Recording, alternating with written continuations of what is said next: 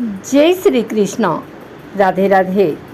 आइए सुनते हैं श्रीमद् भगवत गीता या यथार्थ गीता का पहला अध्याय। धृतराष्ट्र ने पूछा, हे संजय, धर्म क्षेत्र कुरुक्षेत्र में एकत्र युद्ध की इच्छा वाले मेरे और पांडु के पुत्रों ने क्या किया? अज्ञान रूपी धृतराष्ट्र और संयम रूपी संजय अज्ञान मन के अंतराल में रहता है। अज्ञान से आवृत मन धृतराष्ट्र जन्मांध है, किंतु संयम रूपी संजय के माध्यम से वह देखता है, सुनता है और समझता है कि परमात्मा ही सत्य है। फिर भी जब तक इससे उत्पन्न मोह रूपी दुर्योधन जीवित है, इसकी दृष्टि सदैव कौरवों पर रहती है, विकारों पर ही रहती है। शरीर एक क्षेत्र है। जब हृदय देश में दैवी संपत्ति का बाहुतुल्य होता है तो यह शरीर धर्म क्षेत्र बन जाता है, और जब इसमें आसुरी संपत्ति का बाहुल्य होता है तो यह शरीर कुरुक्षेत्र बन जाता है। कुरु अर्थात करो, यह शब्द आदेशात्मक है। श्री कृष्ण कहते हैं, प्रकृति से उत्पन्न तीनों गुणों द्वारा परवश होकर मनुष्य कर्म करता है। वह क्षण मात्र भी कर्म किए बिना नहीं रह सकता। गुण उससे करा लेते हैं, सो जाने पर भी कर्म बंद नहीं होता। वह भी स्वस्थ शरीर की आवश्यक खुराक मात्र है। तीनों गुणों मनुष्य को देवता से कितपर्यंत शरीरों में ही बांधते हैं। जब तक प्रकृति और प्रकृति से उत्पन्न गुण जीवित है, तब तक कुरु लगा रहेगा। अतः जन्म मृत्यु वाला क्षेत्र, विकारों वाला क्षेत्र कुरुक्षेत्र है, और परम धर्म परमात्मा में प्रवेश दिलाने वाली पुण्यमयी प्रवृत्तियों पांडवों का क्षेत्र धर्म क्षेत्र है। श्री कृष्ण कहते हैं, अर्जुन, यह शरीर ही क्षेत्र है, और जो इसको जानता है, इसका पार पा लेता है, वह क्षेत्रज्ञ है। आगे उन्होंने क्षेत्र का विस्तार बताया, जिसमें 10 इंद्रियां, मन, बुद्धि, अहंकार, पांचों विकार, ज्ञानेंद्रियों की 5 तन्मात्राएं, रूप, रस, गंध, शब्द और स्पर्श, यही इंद्रियां 5 विषय हैं और तीनों गुणों का वर्णन है। शरीर ही क्षेत्र है। एक अखाड़ा है, इसमें लड़ने वाली प्रवृत्तियां 2 हैं, दैवी संपद और आश्री संपद। पांडु की संतान और धृतराष्ट्र की संतान सजाती और विजातीय प्रवृत्तियां हैं। अनुभवी महापुरुष की शरण जाने पर इन दोनों प्रवृत्तियों में संघर्ष का सूत्रपात होता है। यह क्षेत्रज्ञ का संघर्ष है, और यही वास्तविक युद्ध है। विश्व युद्धों से इतिहास भरा पड़ा है, किंतु उनमें जीतने वालों को भी शाश्वत विजय नहीं मिलती। ये तो आपसी बदले हैं। प्रकृति का सर्वथा शमन करके प्रकृति से परे की सत्ता का दिग्दर्शन करना और उसमें प्रवेश करना ही वास्तविक विजय है। यही एक ऐसी विजय है जिसके पीछे हार नहीं है। यही मुक्ति है जिसके पीछे जन्म मृत्यु का बंधन नहीं है। इस प्रकार अज्ञान से आच्छादित प्रत्येक मन संयम के द्वारा जानता है कि क्षेत्रज्ञ के युद्ध में क्या हुआ। अब जैसा कि संयम का उत्थान है, वैसे वैसे उसे दृष्टि आती जाएगी। उस समय राजा दुर्योधन ने व्यूहर चनायुक्त पांडवों की सेना को देख द्रोणाचार्य के पास जाकर यह वचन कहा, द्वैत का आचरण ही द्रोणाचार्य है। जब जानकारी हो जाती है कि हम परमात्मा से अलग हो गए हैं, वहाँ उसकी प्राप्ति के लिए तड़प पैदा हो जाती है। तभी हम गुरु की तलाश में निकलते हैं। दोनों प्रवृत्तियों के बीच यही प्राथमिक गुरु है। यद्यपि बाद के सद्गुरु योगेश्वर श्री कृष्ण होंगे, जो योग की स्थिति वाले होंगे। राजा दुर्योधन आचार्य के पास जाते हैं। मोह रूपी दुर्योधन मोह संपूर्ण व्याधियों का मूल है। राजा है दुर्योधन दुर अर्थात दूषित, यो धन अर्थात वह धन आध्यात्मिक संपत्ति की स्थिर संपत्ति है। उसमें जो दोष उत्पन्न करता है वह है मोह। यही प्रकृति की ओर खींचता है और वास्तविक जानकारी के लिए प्रेरणा भी प्रदान करता है। मोह है तभी तक पूछने का प्रश्न भी है, अन्यथा सभी पूर्ण ही हैं। अतः विहुर चनायुक्त पांडवों की सेना को देखकर अर्थात पुण्य से प्रवाहित सजाती वृत्तियों को संगठित देखकर मोह रूपी दुर्योधन ने प्रथम गुरु द्रोण के पास जाकर यह कहा, हे आचार्य, अपने बुद्धिमान शिष्य द्रुपद पुत्र धृष्टद्युम्न द्वारा व्यूहाकार खड़ी की हुई पांडु पुत्रों की इस भारी सेना को देखिए। शाश्वत अचल पद में आस्था रखने वाला दृढ़मन ही धृष्टद्युम्न है।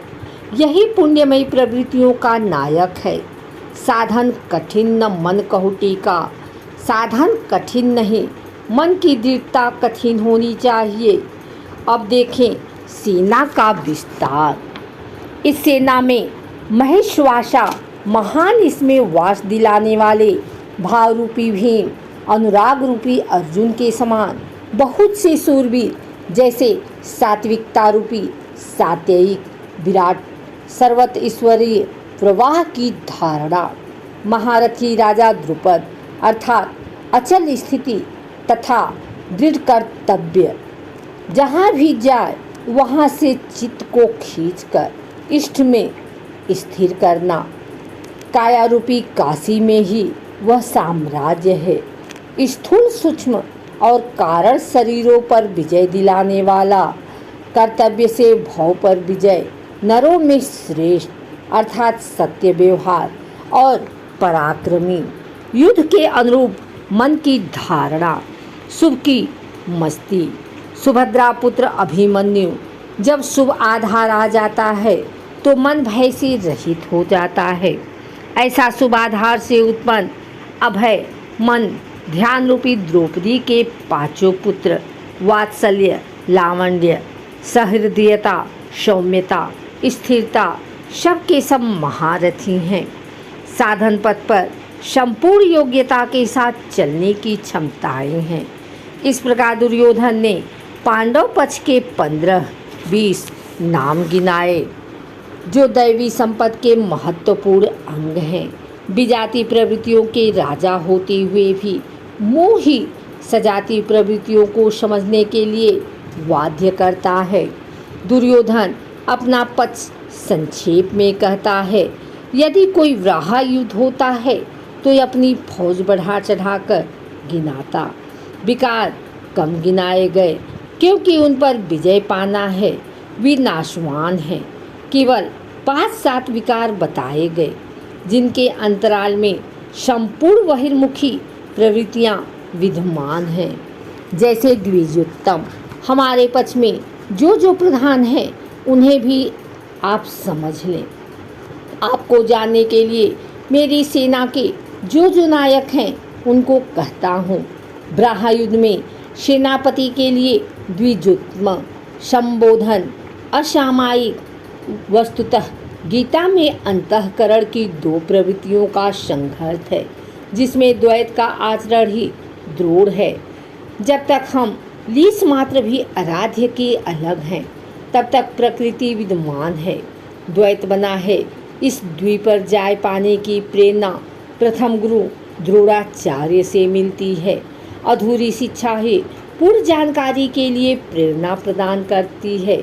वहीं पूजा स्थली नहीं है, वहाँ शौर्य सूचक संबोधन होना चाहिए।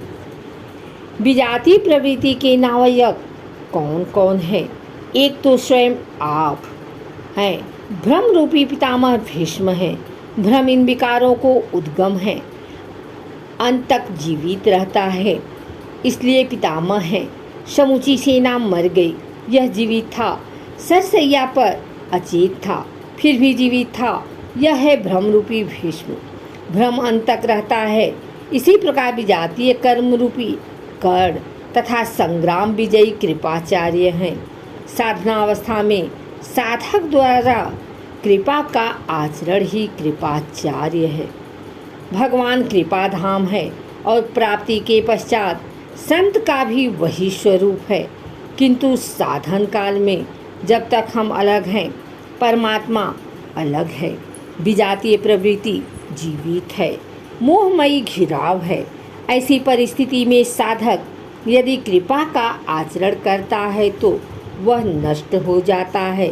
सीता ने दया की तो कुछ काल लंका में प्रायश्चित करना पड़ा। विश्वामित्र दयाद्र हुए तो पतित होना पड़ा। योग सूत्रकार महर्षि पतंजलि भी यही कहते हैं। वे वास्तव में सिद्धियां हैं, किंतु कैवल्य प्राप्ति के लिए उतनी ही बड़ी विघ्न है जितने काम, क्रोध, लोभ, मोह इत्यादि। गोस्वामी तुलसीदास का भी यही निर्णय है। माया अनेक विघ्न करती है, रिद्धियां प्रदान करती हैं, यहाँ तक कि सिद्ध बना देती हूँ। ऐसी अवस्था वाला साधक बगल से निकल भर जाए, मरा सन रोगी भी जी उठेगा। वह भले ठीक हो जाए, किंतु साधक उसे अपनी देन मान बैठे तो नष्ट हो जाएगा। एक रोगी के स्थान पर हजारों रोगी घेर लेंगे। भजन चिंतन का क्रम अवरुद्ध हो जाएगा और उधर बहकते बहकते प्रकृति का बाहुल्य हो जाएगा। यदि लक्ष्य दूर है और साधक कृपा करता है तो कृपा का अकेला आचरण ही समिंचे समूची सेना को जीत लेगा। इसलिए साधक को पूर्ति पर्यंत इसके सतर्क रहना चाहिए। दया बिनु संत कसाई, दया करी तो आफत आई। लेकिन अधूरी अवस्था में यह विजाति प्रवृत्ति का दुर्धर योद्धा है। इसी प्रकार आसक्ति रूपी अश्वत्थामा सृष्टि में कहीं भी वस्तुओं में लगाव ही आसक्ति है। द्वैत का आचरण द्रोणाचार है। द्रोणाचार ही आसक्ति का जन्मदाता है। शस्त्र हाथ में रहते आचार्य द्रोण की मृत्यु नहीं हो सकती थी, वह अजेय थे। भगवान श्री कृष्ण ने कहा, कौरव पक्ष में एक हाथी का नाम अश्वत्थामा है। भीम उस हाथी को मारकर अश्वत्थामा मारा गया, ऐसा उद्घोष करो। इस अप्रिय सूचना से आचार्य मर्माहित हो शिथिल पड़ जाएंगे। उसी समय उनका अंत कर दिया जाएगा। भीम ने हाथी को मार डाला, प्रचार किया कि अश्वत्थामा मारा गया। आचार्य द्रोण ने समझा कि उनका पुत्र अश्वत्थामा मारा गया। वे शिथिल पड़ गए, धनुष हाथ से गिर गया। वह हताश निश्चेष्ट होकर युद्ध भूमि में बैठ गए। उनका गला कट गया। पुत्र में अत्यधिक आसक्ति उनकी मृत्यु का कारण बनी। अश्वत्थामा दीर्घजीवी था।